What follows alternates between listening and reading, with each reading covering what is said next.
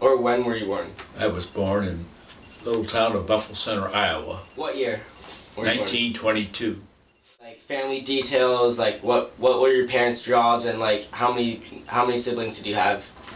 I started out as a teacher after I got out of the Navy, and I started teaching in 47 in Iowa, and then I went to St. Louis for 9 years. I was an assistant superintendent there.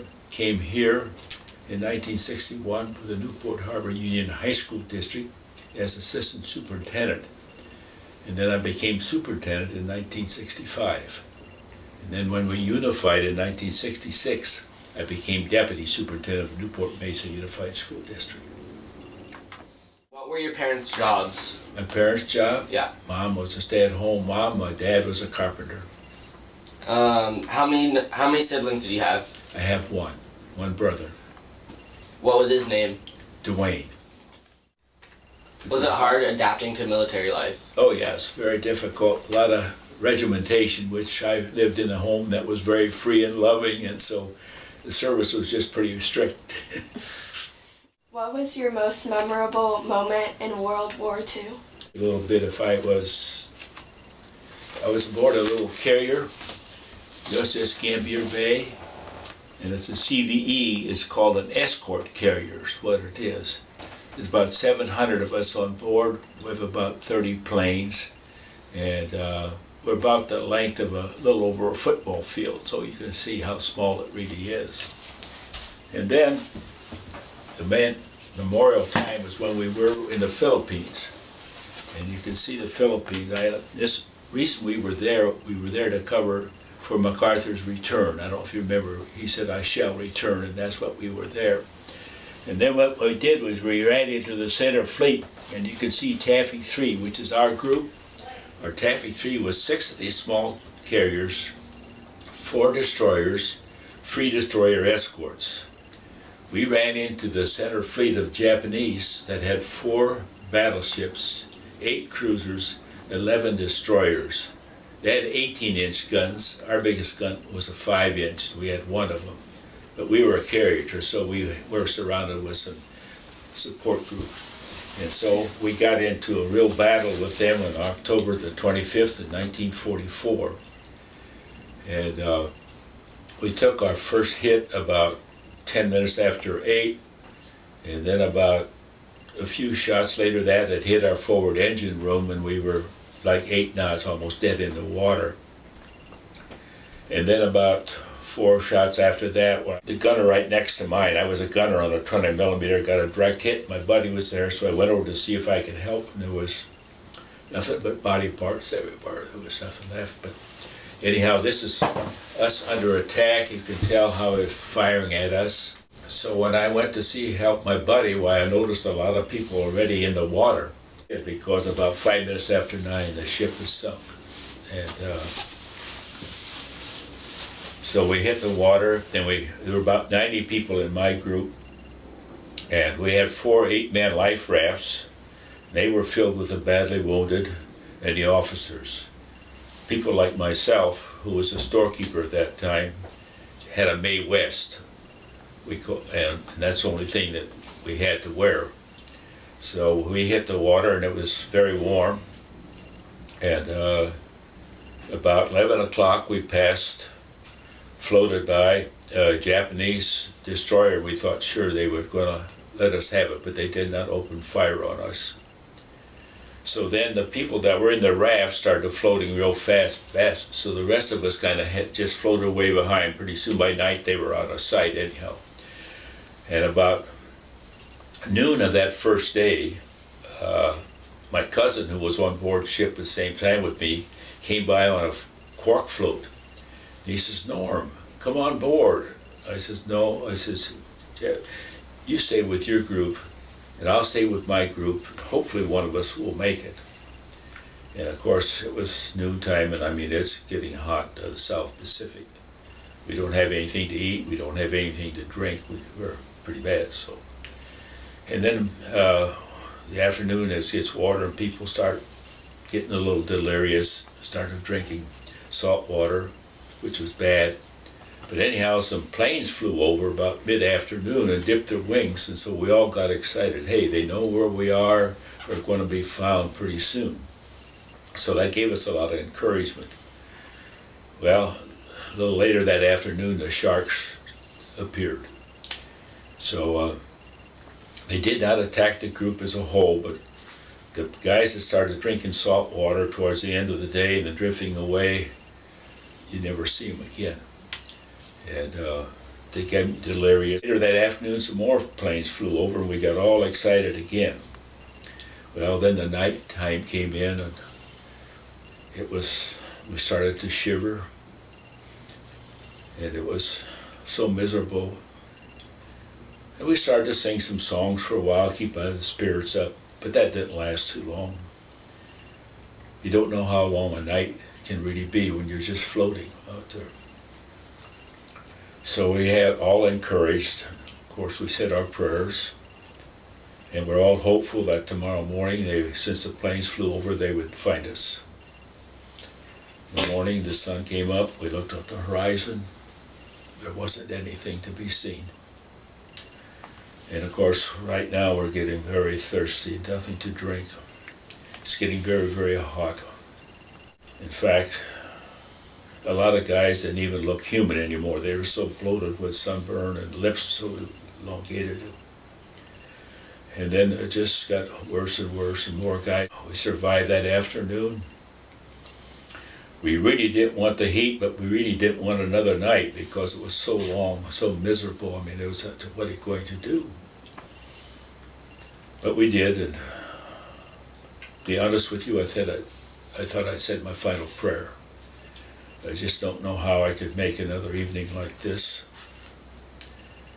And so the one thing is, one of our group said, you know what, let's tie ourselves together with our shirt tails. So we did, and I'm sure that saved some lives because we wouldn't drift away that way. We stayed together that way. Well, the night was very, very long and miserable. But anyhow, the next morning, the third morning, lo and behold, there's some flares on the horizon, and they're friendly. We've been found. We're going to be rescued. So my group was picked up about 9:50 in the morning. They took us into San Pedro Bay. And our ship was sunk along with the Johnson, the Hole, and the Samuel B. Roberts. 560 some boys went down with the ship. 116 were eaten by the sharks.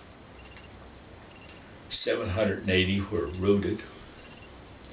But anyhow, they took us to San Pedro Bay, got on board some hospital ships and LSTs, and they took us to Australia.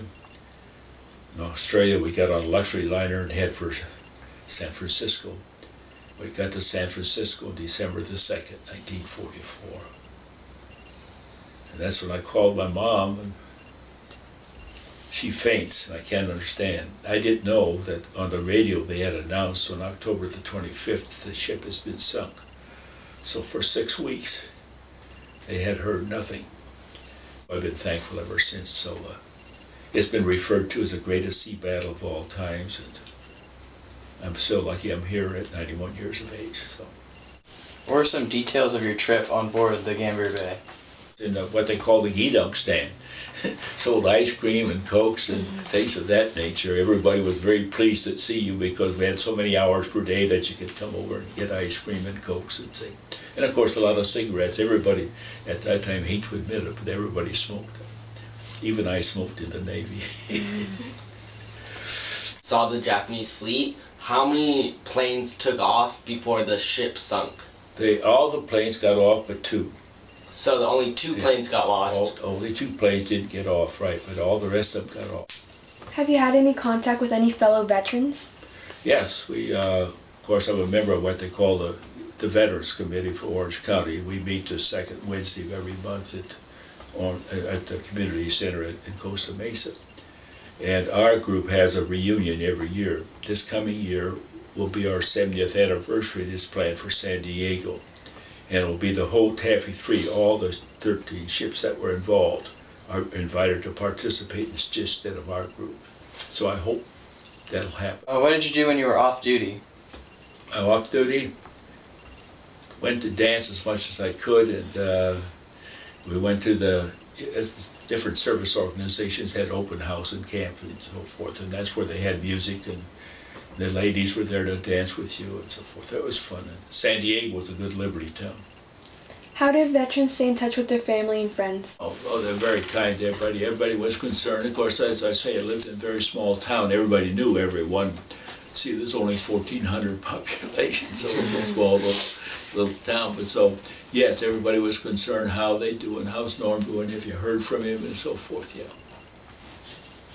Community was very involved, was very supportive, and of course, at that time, you have to remember that the situation in Europe is why we all were given a number. We had to sign up, so if you did, you'd be drafted by the Army, but I didn't want the Army, so I enlisted in the Navy.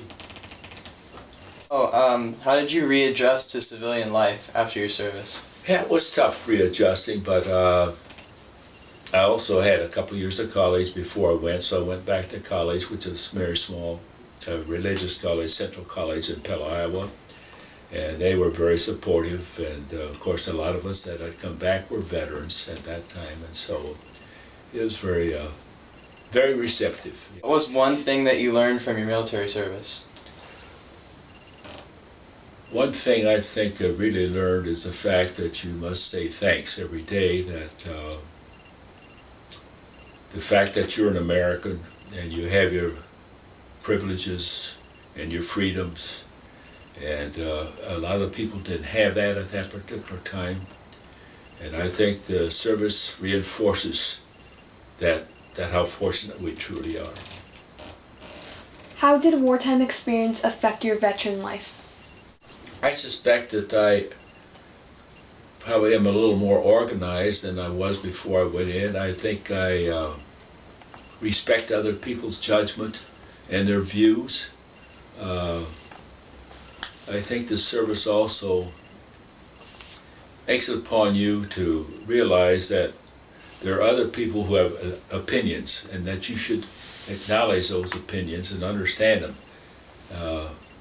That it's all of us have to work together, and I think the biggest thing is to be sure that you're open-minded enough to listen to someone else's concern. What was life like in 1943 away from the war? It was a very loving, caring family situation, and I was fortunate enough to go to college, and in high school, of course, I was like everybody else. You got to play some athletics, you got football, basketball, baseball, and, so it was, academically, I was blessed to do well, and so it was very enjoyable. How was training for the Navy?